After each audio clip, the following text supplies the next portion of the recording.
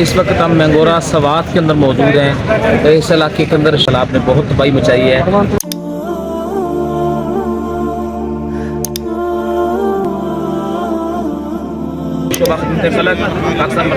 की तरफ से इस वक्त पका पकाया खाना यहाँ पे तकसीम किया जा रहा है। तुम्हारे हाथों ने इस चमन में खिजा के हैं खालो खद संवारे, तुम्हारे जज्बों ने प्यासी धरती पे जिंदगी के है रंग निखारे।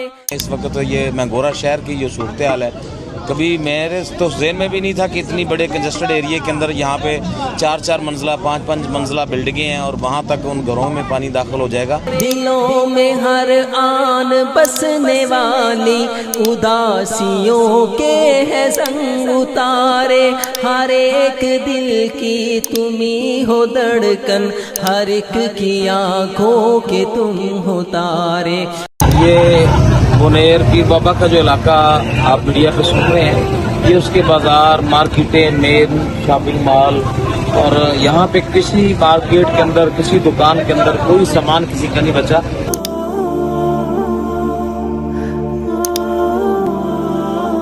तो मैं डिस्ट्रिक्ट भावलपुर के लोगों का शुक्रिया अदा करता हूँ जिनके तावन से आज हम यहाँ पे हमने राशन भी तकसीम किया और पका पकाया खाना भी तकसीम किया।